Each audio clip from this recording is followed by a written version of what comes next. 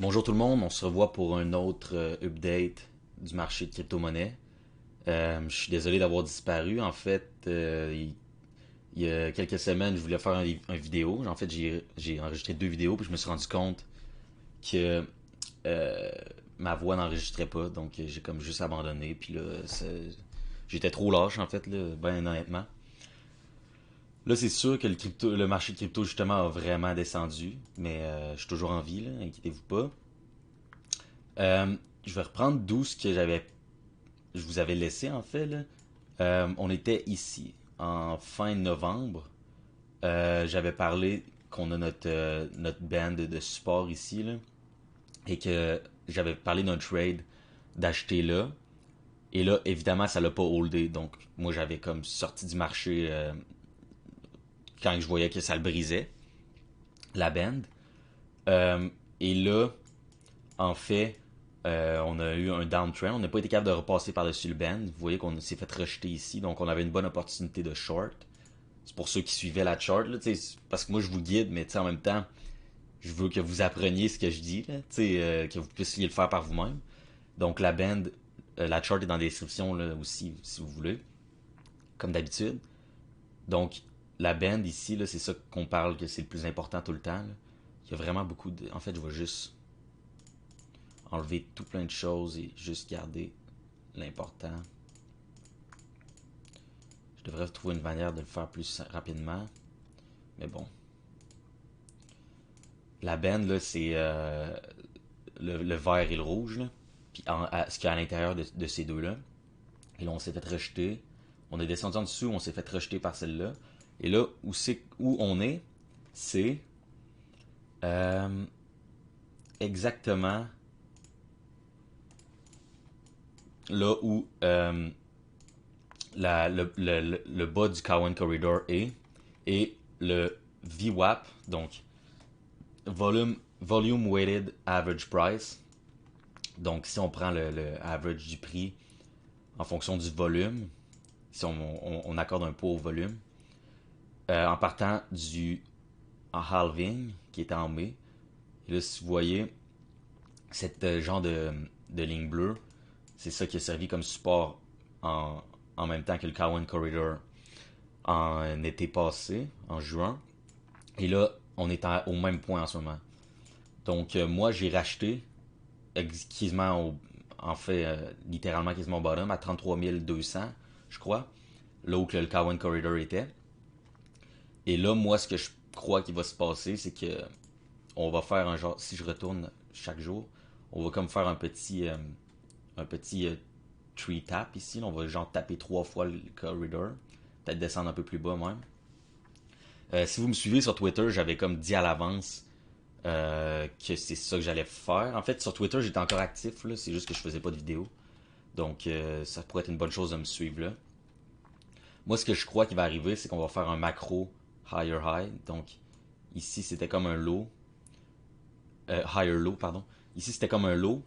Là, ici, je pense qu'on va faire un low, mais plus haut que le dernier. Donc, on va garder la structure intacte de, de, de faire des higher low puis des higher high. Donc, si vous voyez là, ça, on peut dire que c'est comme un high, un low, un higher high. Moi, je pense qu'on va faire un higher low ici. Pourquoi je pense ça? Euh, Parce que là, ce qu'on a eu, c'est qu'on a invalidé la théorie des cycles de 4 ans. Donc, si vous pensez, tu sais, moi au début, là, je pensais que ça allait être à la fin de l'année, que ça allait partir comme ça, genre partir vers 100 000. C'est pas ça qui est arrivé. Donc là, la théorie de Benjamin Cowan de les cycles qui durent plus longtemps, qui s'étendent sur plus longtemps, elle est toujours en play. Et je crois que ça serait vers la fin de 2022 maintenant. Donc avant 2023, on devrait voir Bitcoin partir. Ça, c'est ce que je crois. Ça veut pas dire que ça va arriver parce que c'est juste ce que je crois. Mais là, moi, ce que je peux vous dire, c'est que c'est un bon achat ici, dans le coin de 33 000, parce qu'en ce moment, c'est là que le bottom du Benjamin Corridor, du Cowen Corridor est. Et il y a une confluence avec le VWAP de, ancré à l'halving, à la date de l'halving. Donc, c'est vraiment ça. Moi, je venais juste en fait vous dire ça. Qu'en ce moment, c'est bon d'acheter vers 33 000. Vous allez, là, chaque semaine, ça va changer, ces valeurs-là. Donc, je vous conseillerais de peut-être regarder ça. Mais moi, je regarde pour scale in dans cet endroit ici. Je regarde vraiment pour scale dans le marché. Parce que là, ce qu'on peut voir, mettons, le Cowen Corridor va descendre comme ça. Il n'y a rien qui nous dit que ça va pas juste faire ça de même puis continuer de descendre comme ça. Sauf que, moi, je crois qu'on va pouvoir minimum avoir un bounce jusqu'ici, là où que notre band va être. Donc, si je prolonge la band, ça va être comme ça ici de même. Je crois qu'on pourrait avoir un bounce jusqu'à 46 000 et c'est là que je sortirais ce que j'ai acheté ici. Si on repasse par-dessus, tant mieux. Mais je vais pas y aller. En gros, là, je vais vous dire, cette drop ici, là, je m'y attendais pas du tout. Cette drop-là, on s'y attendait. Cette drop-là, je m'y attendais. Selon moi, c'était très facile à voir. Celle-là, qu'on vient d'avoir, là, j'aurais jamais pensé qu'on aurait passé à travers le band. Donc, je vais. Parce que là, j'avais aussi parlé dans le dernier vidéo que euh, à chaque fois qu'on avait retesté la band, là, puis qu'on l'avait retesté d'une bonne. Successfully, euh, on n'avait jamais redescendu en bas du point qu'on avait fait du lot. Donc, moi, dans ma tête, j'en avais parlé dans la vidéo, j'avais dit il y a un bon cas à faire pour que Bitcoin ne redescende pas en bas de 40 000 ever. Il y a un bon cas à faire. Ça veut pas dire que ça arriverait pas, mais il y avait un bon cas à faire. Et c'est une des raisons de pourquoi selon moi, on allait encore retester ici successfully pour repartir. Ça n'est pas arrivé. C'est la première fois, si vous regardez dans l'histoire, là, je l'avais déjà montré dans une vidéo, là, c'est la première fois que ça arrive. Mais c'est arrivé. Donc, il faut faire avec. Euh, Sinon, on n'a pas encore d'indicateur qui nous a dit que c'est comme c'était le top. C'est pour ça que j'étais vraiment confus en fait quand c'est arrivé là. Je comprenais pas trop, mais là, je ne pense pas que c'est un bear market parce que, ben en fait oui, par définition c'est un bear market en ce moment vu qu'on est en dessous de la band. Ok, moi c'est ça ma définition de bear market, mais un bear market prolongé, je ne crois pas que ce n'est un parce que en fait vraiment de base on a juste fait fois 5 du top. On a juste fait x5 dans le cycle. Ce qui est vraiment pas beaucoup selon moi dans l'histoire de Bitcoin. Donc je crois qu'on a encore beaucoup de chemin à faire. Et à court terme, moi je m'attends à un bounce euh, si on du Cowen Corridor jusqu'à la 21 week ou 20 week moving average. On verra ce que le marché nous donne. Un point que je voulais dire, c'est que ma target pour le S&P 500, là, pour le bull market là, au complet, c'était 4900. Ça, c'est dans le marché des équités et tout, les equities.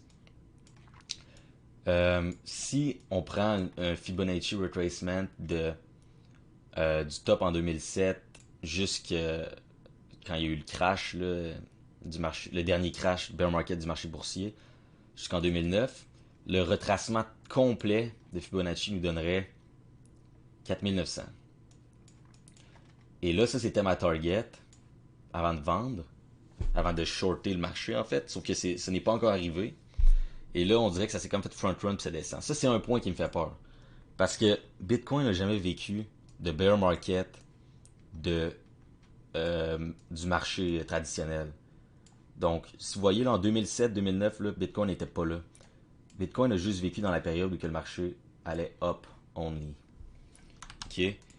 Et là, qu'est-ce qui arriverait si on avait un 2 jours, un bear market de, je sais pas, 2 années qui descend, qui nous fait descendre jusque dans peut-être les 2000 là, pour le S&P 500. Je ne sais pas que Bitcoin, je sais même pas s'il survivrait là. C'est ça qui fait peur en ce moment. Puis c'est peut-être pour ça que Bitcoin agit comme il le fait en ce moment. C'est une des choses qui me fait peur. Parce que le 4.618 Fibonacci retracement, c'est quand même gros là. Je sais, en fait, je sais pas à quel point c'est important, mais je le sais que c'est quand même gros. Et là, le marché va le marché traditionnel va pas très bien les dernières semaines. Euh, donc, c'est ça. Moi, je ferai attention à ça. Est-ce que le S&P 500 est capable de juste de passer à travers ma target, puis que c'est juste vraiment ça n'a pas rapport, ou est-ce que on va aller ici faire un autre high, comme un peu Bitcoin a fait, et descendre. Genre, on va aller taper la target, faire un nouveau all-time high, et après ça, le bear market commence. Ça pourrait être ça aussi. Mais je vous dirais de garder un œil là-dessus parce que c'est vraiment. Ça va vraiment dicter la chose. Le Bitcoin n'a jamais vécu de bear market. Fait que peut-être que Bitcoin ira à zéro. Tu sais, là, c'est un peu extrême, mais peut-être que dans un bear market de marché traditionnel, la montée parabolique de Bitcoin depuis des années briserait complètement. Et puis là, on pourrait peut-être revoir des chiffres extrêmement bas. Là. Mais ça, j'assume vraiment beaucoup. Donc, c'est ça. Euh, bon, j'ai fini. Là, j'ai parlé quand même beaucoup. On se revoit pour un autre update. Je sais pas quand. Je vais essayer d'en faire un autre là, si ça brasse beaucoup. Mais à la prochaine.